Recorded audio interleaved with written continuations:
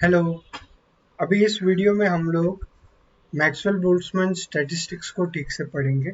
इसमें हम लोग देखो, कभी भी कोई मैक्सवेल बोल्ट्जमैन रहेंगी, फर्मी डिराक रहेगी या फिर बोस आइंस्टाइन रहेगी, उसमें तीन चार चीज़ें बहुत कॉमन रहती है जो हम लोग करते हैं।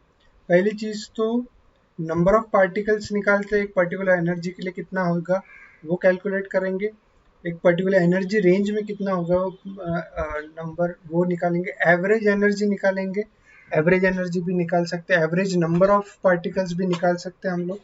और इसके साथ साथ हम लोग जो एनर्जीज है उसका पूरे टेम्परेचर के साथ क्या रिलेशनशिप है ये भी हम लोग को निकालना रहता है। तो ये सारी चीज़ें बेसिकली स्टडी होती है। एनर्जी का रिलेशन अगर वेलोसिटी के साथ रहेगा तो वेलोसिटी भी निकाल लेंगे हम लोग, क्योंकि बोल्स मैक्सवेल बोल्ट्जमैन स्टैटिस्टिक्स में क्योंकि क्वांटम फिनोमिनन इतना मायने नहीं रखता, तो अनसर्टेनिटी प्रिंसिपल जैसी चीज़ें भी मैटर नहीं करती, तो हम लोग पोजीशन और मोमेंटम जान सकते हैं। जैसे अगर मैं कोई पार्टिकल को देख रहा हूँ जो लार्ज स्केल पे है, स्मॉल स्केल पे नहीं, बड़े स्केल पे है, तो फिर वो हो जाता है मैं अनसर्टेनिटी प्रिंसिपल वहाँ पे कवर। ठीक है, तो यहाँ पे हम लोग पहले चीज़ क्या देखेंगे, एक कंसिडर करने का एक सैंपल है और एक सिस्टम है जिसमें n नंबर ऑफ पार्टिकल्स है। हर पार्टिकल की एनर्जी कुछ भी हो सकती है, वन E1 E2 E3 कुछ भी हो सकती है। एक कंटिन्यूस डिस्ट्रीब्यूशन है एनर्जी का। जैसे मैंने बोला था कि एक बॉक्स इमेजिन करो और एक बॉक्स में, उस बॉक्स का अगर टेम्परेचर T है, बाहर से तो लग रहा है टेम्परेचर T, लेकिन अंदर बहुत सारे पार्टिकल्स है। हर पार्टिकल की एनर्जी सेम होगी क्या? नहीं। एनर्जी किसके ऊपर डिपेंड करती है? पार्टिकल की। पार्टिकल की एनर्जी उसके स्पीड और पोजीशन के ऊपर डिपेंड करती है। ये बहुत इंपॉर्टेंट है। उसके स्पीड या फिर हम लोग बोलेंगे मोमेंटम और उसके पोजीशन के ऊपर डिपेंड करती है। तो जो मोमेंटम रहेगा वो अलग अलग रेंज में रहेगी, तो मतलब उसकी एनर्जी भी अलग अलग रेंज में रहेंगी।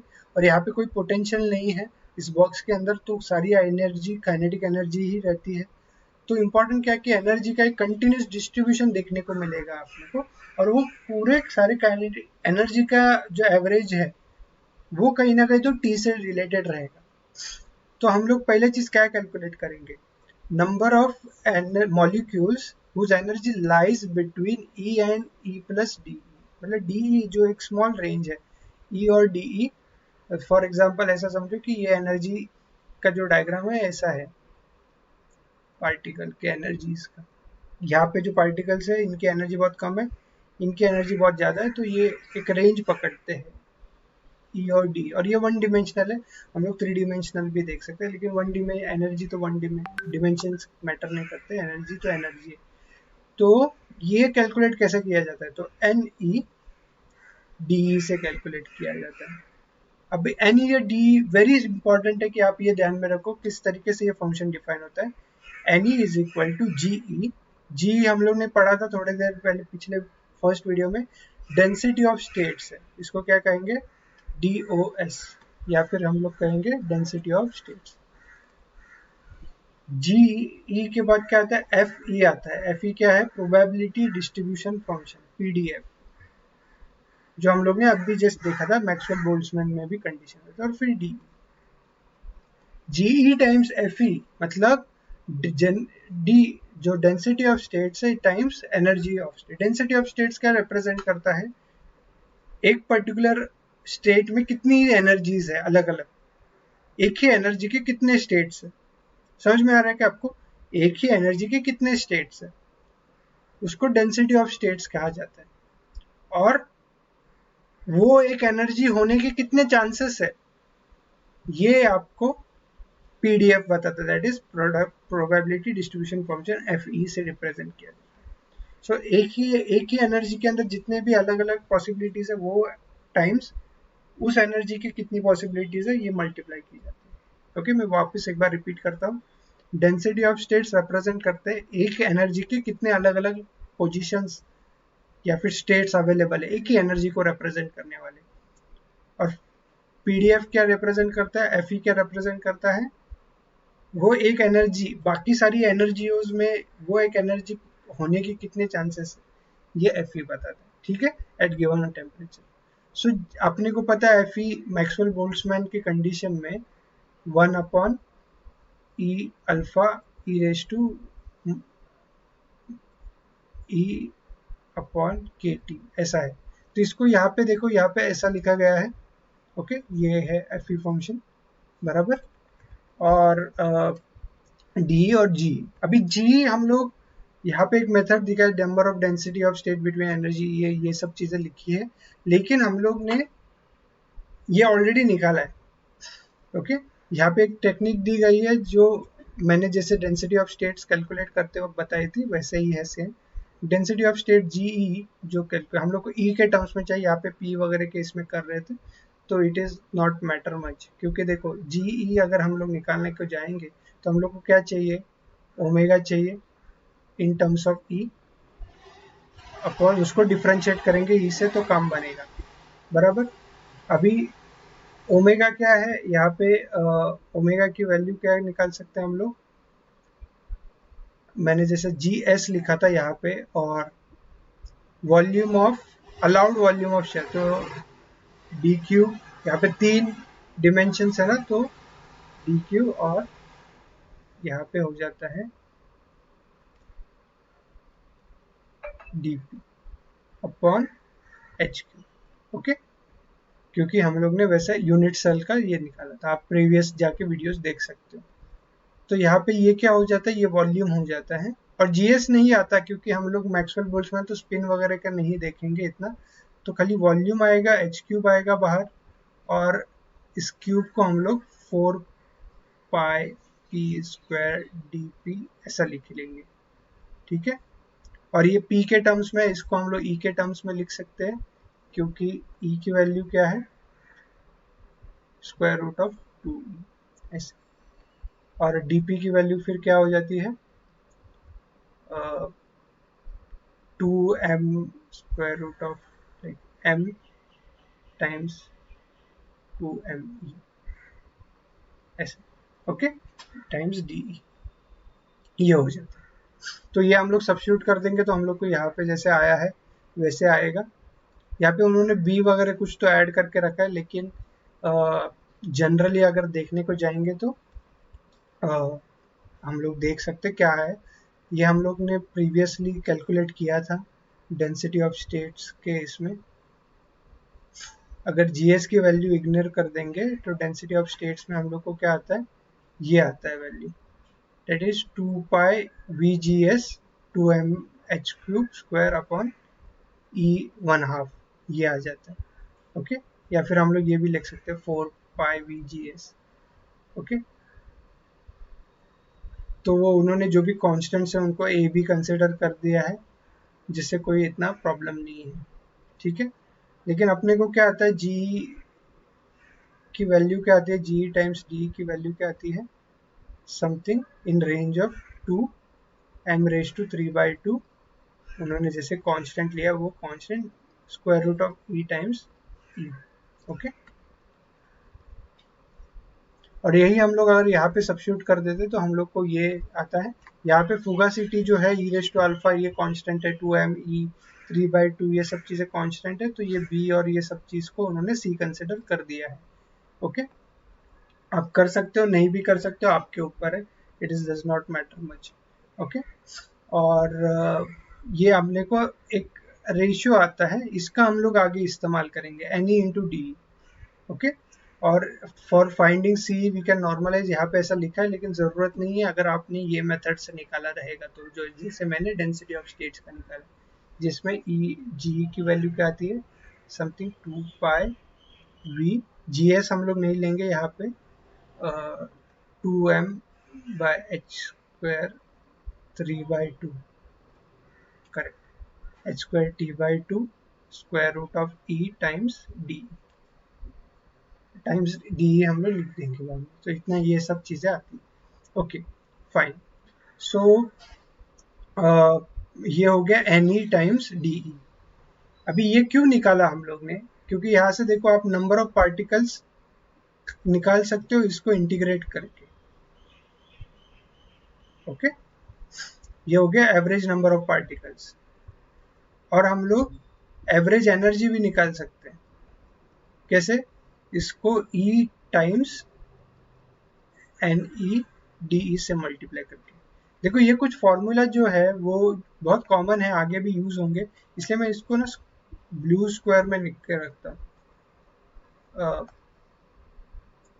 यहाँ पे भी जो फॉर्मूला है ये वाला, ये भी कॉमन है, ठीक है, ये भी कॉमन है, ये भी कॉमन है, ठीक है। तो हम लोग को ये सारी चीजें इस तरीके से ध्यान में रखनी है क्योंकि ये बार बार यूज हो गए ये पूरे सेक्शन में। तो इन्होंने पहले नंबर ऑफ पार्टिकल्स को कैलकुलेट किया, 0 टू इन्फिनिटी कंसिडर करेंगे ऑब्वियसली, तो लिमिट्स कंसिडर करेंगे, इसको इंटीग्रेट करेंगे, यहाँ पे root of x raise to E raise to x दिया है, यहाँ पे एक्स की जगह पे ई है, तो वो हो जाएगा, तो अपने को सी की वैल्यू भी आती है और यही ये वैल्यू हम लोग निकाल सकते हैं ऐसे। उन्होंने निकाला है एन की वैल्यू लेकिन नॉर्मलाइजेशन करके, लेकिन हम लोग फाइनल एन की वैल्यू अगर आती है हम लोग को नंबर ऑफ पार्टिकल्स की वैल्यू आती है, टोटल नंबर ऑफ पार्टिकल्स की वैल्यू आती है, ठीक है। इसी इसी तरीके से हम लोग 0 टू ई से E times N E D multiply करके एवरेज एनर्जी भी निकाल सकते हैं, इसको एनर्जी ऑफ द सिस्टम भी कह सकते हैं या फिर एवरेज एनर्जी भी या फिर मीन एनर्जी भी कहते हैं, ओके, ये वाली टर्म्स ये भी ध्यान में रखना, एवरेज एनर्जी पर वॉल्यूम। ये जब हम लोग कैलकुलेट करने को जाएगी, ये थोड़ा इंटीग्रेशन है जो हम लोग इसके, ये इंटीग्रेशन ध्यान में रखना दोनों कंडीशंस में जो हम लोग यूज करेंगे ये भी, ओके। ये सारे मैथमेटिक्स को हम लोग आपको ध्यान में रखने का है। तो इसे यूज करेंगे तो हम लोग को ये वैल्यू आती है जिसमें हम लोग टर्म्स कैंसिल करेंगे तो हम लोग को ये आता है 3/2 NKBT, जहाँ पे हम लोग अगर n से डिवाइड करेंगे, n क्या है, नंबर ऑफ मॉलिक्यूल्स है ना टोटल, सो एवरेज एनर्जी पर मॉलिक्यूल को हम लोग अगर ये करते तो हम लोग का एवरेज एनर्जी पूरे एक गैस की आ जाती है, ओके, ई बाय एन करेंगे तो एवरेज मॉलिक्यूलर एनर्जी आ जाती है, वो आती है 3/2, जो इक्वी पार्टीशन थ्योरम जो है उसके अकॉर्डिंगली करेक्ट है, क्योंकि इक्वी पार्टीशन थ्योरम में क्या होता है, हर डिग्री ऑफ फ्रीडम के लिए 1 आपको आएगी, बराबर, 1/2 KBT आएगी इक्वी पार्टीशन थ्योरम के अकॉर्डिंगली, ओके। यहाँ पे 3 डिमेंशंस में हम लोग ने कंसिडर किया था एक्स वाई जेड, इसलिए हम लोग को 3/2 KT आ गई, ओके। सो हम लोग इसको थोड़ा सा और एक्सटेंड करते हैं मॉलिक्यूलर मतलब स्पीड के डिस्ट्रीब्यूशंस को स्टडी करके। स्पीड के डिस्ट्रीब्यूशन को स्टडी करके हम लोग ने क्या किया है, ई की वैल्यू को जहाँ पे हम लोग NEDE लिख रहे थे वहाँ पे v से हाफ mv² इसके टर्म्स में हम लोग लिखना स्टार्ट करेंगे, सो DE क्या हो जाता है, mvDE हो जाएगा, mvDE हो जाता है, ठीक है। सो जो भी फंक्शन है आपको NEDE हम लोग ने जो फंक्शन लिखा था उसको हम लोग NVDV फंक्शन से रिप्लेस कर देंगे, इस तरीके का वो फंक्शन आएगा, ओके, जिसको हम लोग प्लॉट करेंगे तो ये फंक्शन इस तरीके का दिखता है। ये ग्राफ ध्यान में रखो, ये फंक्शन ध्यान में रखो, याद करने की जरूरत नहीं है। NEDE हम लोग ने कैलकुलेट किया था, उसमें अंदर ही हम लोग को हाफ mv² और NVDV ई के जगह पे डाल देने का है, ठीक है। ये फंक्शन कुछ तो इस तरीके का बनता है, 4πn m/2π/KT 3/2 v² e raised to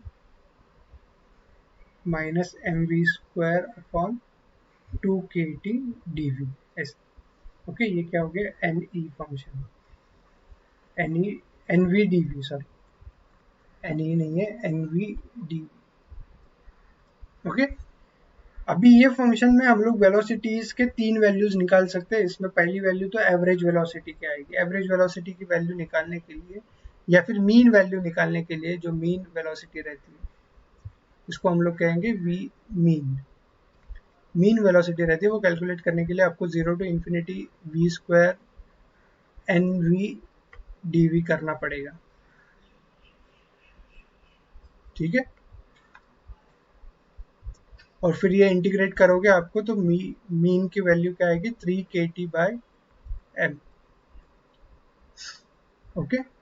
ये मीन का स्क्वायर हो गया, ये स्क्वायर का इंटीग्रेशन, अभी इसका रूट मीन स्क्वायर हम लोग बोलते हैं RMS, तो उसका अगर स्क्वायर रूट निकालेंगे VRMS, तो ये स्क्वायर हो गया, ये एक्चुअली स्क्वायर है, तो रूट ऑफ मीन स्क्वायर अगर निकालेंगे हम लोग तो इसको 3√3 KT/m, एवरेज वैल्यू जो निकालने की है, ये तो आरएमएस वैल्यू है, रूट मीन स्क्वायर।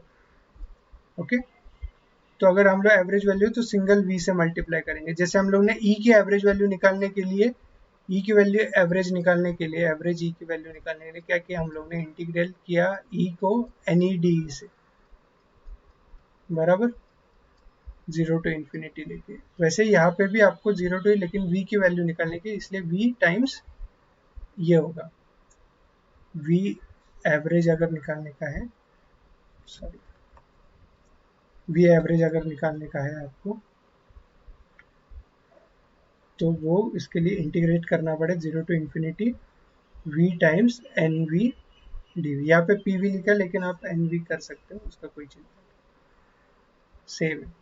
ओके, ये होता है, और इससे आपको वैल्यू आएगी root of 8 K T by pi M. So we average क्या आता है, root of 8 K T by pi M.